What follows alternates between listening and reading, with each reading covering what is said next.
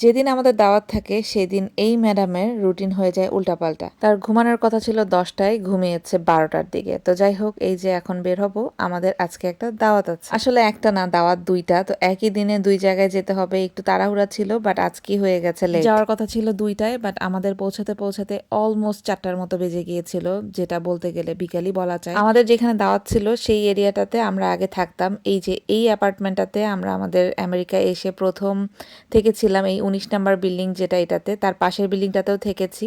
মোটামুটি এই 2 বছর আমরা এই এরিয়াটাতেই ছিলাম, তারপরে বাসা চেঞ্জ করে অন্য জায়গায় গিয়েছি। এমিলিয়া, মন খারাপ লাগে?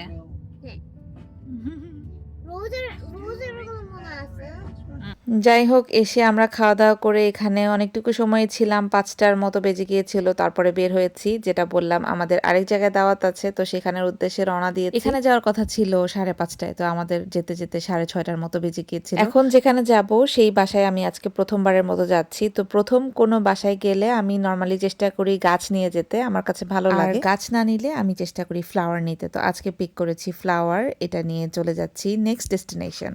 এটা আমাদের বাসা থেকে মোটামুটি একটু দূরে, বাট এই জায়গাটা খুবই সুন্দর লাগছিল বিকজ একদম পাহাড়ের কাছে। তো পৌঁছে গিয়েছি আমরা, অ্যান্ড নেমে এই যে আমার 2 মেয়ে, মাশাল্লাহ তারা খুবই এক্সাইটেড, বিশেষ করে আমার বড়জন, কারণ যেখানে যাচ্ছে সেখানে তার ফ্রেন্ড আছে, তো অনেক মজা করে খেলা হবে, এটা হচ্ছে প্ল্যান। আমরা এসে দেখি অলমোস্ট খাবার দাবার রেডি, মানে বারবিকিউ করা প্ল্যান ছিল। তো এসে মোটামুটি আমরা ডে লাইট ভালোই পেয়েছি, অ্যান্ড খাওয়া দাওয়া শুরু হয়ে গিয়েছিল। যদিও আমার পেট একদমই ভরা ছিল, বাট তারপরেও খাবারগুলো ট্রাই করেছি, অ্যান্ড সত্যি বলতে খুবই মজা ছিল। স্পেশালি বারবিকিউ যেই আইটেমগুলো ছিল ওগুলো বেশি মজা ছিল।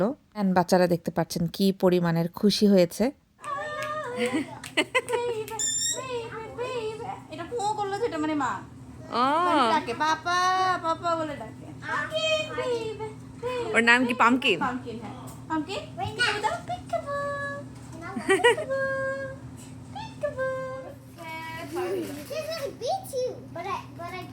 আরিয়া তোমাকে ডাকতে পারে? তোমাকে ডাকে?